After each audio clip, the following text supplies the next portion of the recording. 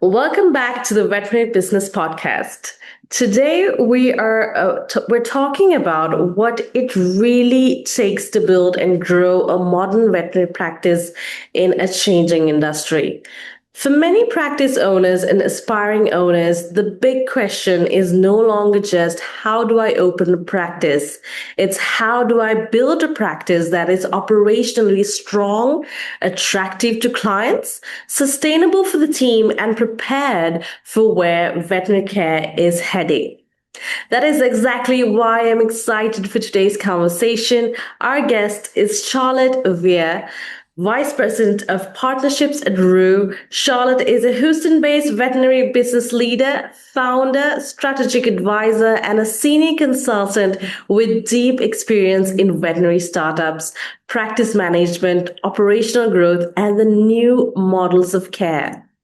Over more than a decade in the veterinary industry, Charlotte has helped build and scale innovative veterinary businesses, including leading operations and integrations at Petwell Partners, supporting Weir's expansion across 60 US cities and advising the vets on the development of a scalable at-home veterinary care model.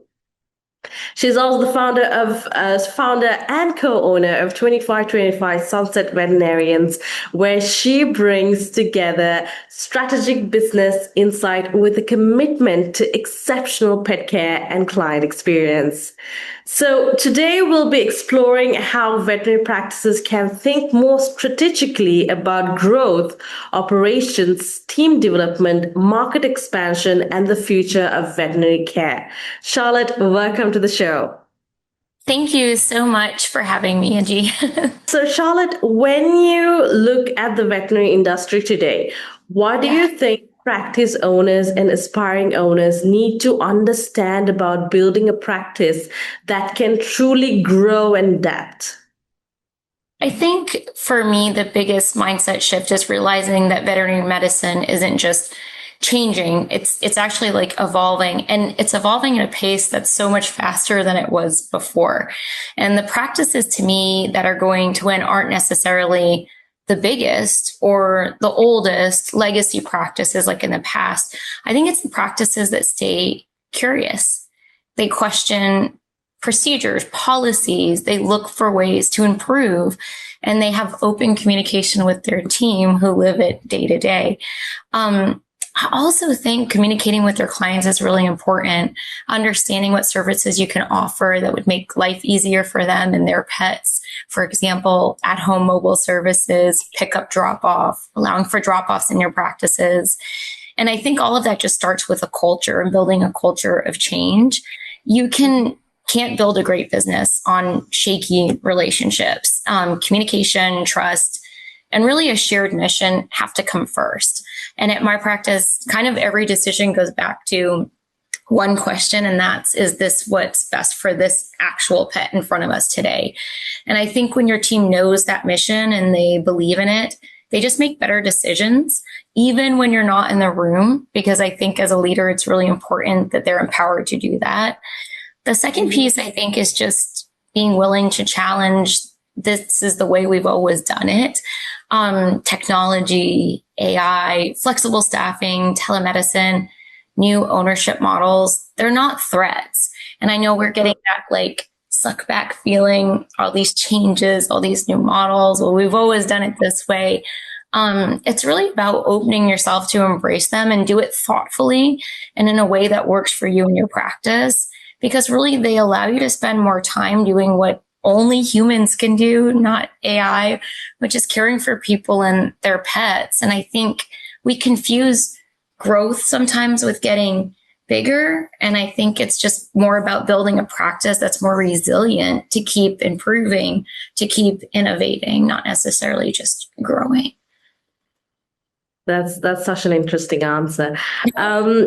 Charlotte, you worked across startups, integrations, partnerships, and practice operations. What are some of the most important operational foundations a veterinary business needs before it can scale successfully? Yeah, that one's interesting. We always talk about scaling. Again, I think it's like the first question. We always talk about getting bigger, right? And I think it's a lot, the discussion should center more around stabilizing first. And I've kind of learned this from both sides of the business, having integrated practices with Petwell and then building Rue ground up and then trying to jump in and putting my money where my mouth is and starting my own hospital myself. We always want to talk about scaling, but I think stabilization has to come first. And if your communication with your team, with your clients, with your doctors, your leadership is inconsistent, the processes that you're building, they sort of just reside on sticky notes or SOPs or in people's heads, or every decision depends on a singular person's approval. You're not ready to scale. You're actually just multiplying chaos. So I think it's important that before you consider adding doctors or locations or services, you sort of ask yourself, can every team member clearly explain our mission today? Are our systems that we've implemented repeatable? And does every member of the team know what success looks like? And I think the most important thing too is using data to make some decisions too. And are we measuring what actually matters in the practice? And I think at my hospital, I focus on creating systems that support people, not replacing them. Because I know like AI can feel scary and we're going to replace people. No, it's to empower people. And I think stable practices aren't built on heroic people. They run because we've built environments where ordinary people can just consistently do extraordinary work. So SOPs don't remove the personality. Having those SOPs actually just remove uncertainty. So building that stable foundation and communication for me is what actually allows you to step into scaling that model out. All right. So as veterinary care continues to evolve through models like at-home care, flexible staffing, and new partnership approaches, how should practice owners think about client experience and market positioning so they remain relevant and competitive? This is a multifaceted question, I think. Clients have changed, right? We all have. I mean, think about Amazon. Today, you can order a product and have it this afternoon at your doorstep. The access is real. They're also more informed. They're busier, and they expect that same convenience from healthcare and Amazon that they get anywhere else. And they expect that in vet med. But I think what hasn't changed is they still have to have a relationship, and that relationship needs to be based on trust. I don't think that technology can replace relationships in any way, shape, or form, but I think it can strengthen relationships when used correctly. So scribes, for example, I happen to use CoVet in my hospital. Our release notes for our clients are so detailed today because we're able to process that with CoVet and release it. Our clients are we're building further trust by having that communication go home with them so they can refer back to it. And I think, again, it's an enablement tool for your practice. So whether it's sort of online scheduling, whether it's AI assisted workflows, whether it's digital communication, flexible staffing through companies like Rue, these innovations should create more time for the people in the practice to have meaningful conversations with their clients to build that trust, not less. And at our hospital, I don't really focus on the fact that we're like fixing pets. We focus on the fact that we're partnering with our clients and the families through their pet's healthcare journey. So that means we spend a lot of time educating clients, giving them options, explaining why we'd like to do what we want to do, and really making them feel like they're part of like a pet healthcare team for their animal. Medicine builds the trust with the client, and then the education really comes behind it, and that builds the loyalty. And I think loyalty is what creates the long-term relationship, and in turn keeps your practice sustainable and healthy and growing. That's such an important point, Charlotte, because Yeah. when we talk about positioning, client experience, and staying competitive, it's not only about what happens inside the practice, it's also about how clearly that practice shows up before a pet owner, ever walks through the door.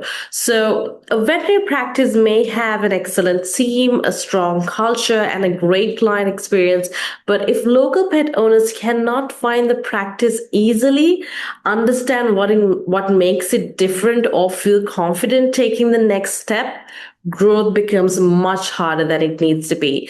That's why Veterinary Business Institute offers a free marketing strategy meeting for veterinary practice owners. During this session, Lila Stone and the Equa marketing team review the practice's current online presence and prepare a customized veterinary marketing plan. So the goal is to help practice owners understand where they stand today, how they can improve their local visibility, strengthen their Google presence, attract more high quality new patients, and create a more consistent flow of new patient calls. It's not about guessing what to fix, it's about getting a clearer picture of the opportunities that may already be sitting in front of the practice. You can book a free marketing strategy meeting at www.veterinarybusinessinstitute.com/MSM. Once again, www.veterinarybusinessinstitute.com/MSM. And that actually leads perfectly into the next part of our conversation. So, Charlotte, relief veterinary work has historically had a bit of a mixed reputation within the profession. How do you see that perception changing, and how have you used relief work in your own practice to support employee retention, revenue growth, and your team's well-being? I really love this question, obviously. Being with Rue, this is near and dear to my heart. I think relief has had one of the biggest identity shifts in our profession. Years ago, relief was often viewed as a last option, filling a hole in a schedule. But today, I see it completely differently. Relief is capacity in your practice. It's strategy for growth. It's about burnout prevention for your team, supporting your team. And when we built Rue, we weren't trying to build a staffing company. We were trying to solve one of veterinary medicine's biggest problems, which is pairing incredible doctors in incredible hospitals that are struggling to find that flexibility without compromising patient care. I think the hardest thing in hospital is telling a client you can't see them because you're booked solid or you don't have a veterinarian that day. That really, really damages the relationship. And I think we use relief at my practice very proactively, not so reactively. If one of my doctors needs mental health day, wants to attend a CE, simply just wants time off with their family, I don't want that request or that decision to come with guilt. I want to have options. Rue provides that. It's very much peace of mind. And financially, it's a fantastic decision to make because those relief shifts often allow us to continue to see patients we otherwise wouldn't see without that veterinarian there. They generate revenue, they reduce appointment delays, so we have an additional vet on, and they actually help protect my full-time doctors from burnout. To me, relief isn't replacing culture, it's protecting it. And I've used relief as a major growth mechanism for my hospital.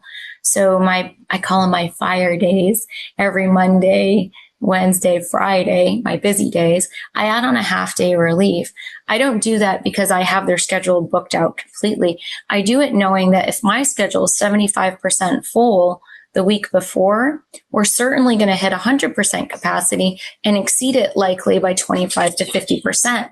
That's what that half day relief veterinarian is for. And so I'm able to say yes to my clients, see those pets, retain that revenue, and also forge relationships with veterinarians you may not have met before. So it's about protecting the team that you have. And I think that's a lot why the perception is changing now. More practice owners are realizing that flexibility isn't lowering that standard of medicine. They're bonding clients to the practice more so than individual veterinarians, allowing for that flexibility and DVM capacity.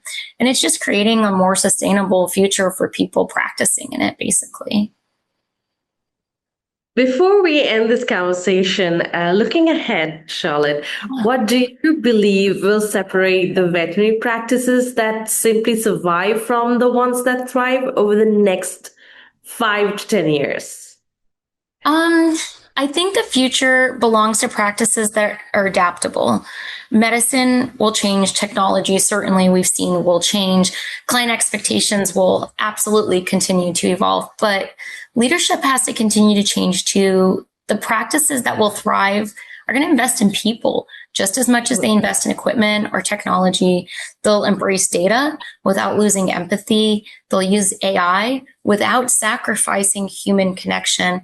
And they'll create workplaces that are flexible and not viewing that as a weakness, but actually a sustainable career. And I think they'll stop completely solely relying on price as a competing factor and focus on client experience. We have to build businesses that aren't just compassionate, but we also have to build something that's sustainable to the people coming into the practice and the people that work within the practice. I think if you have a healthy team within your practice and create a healthy environment, you in turn can provide better care for pets.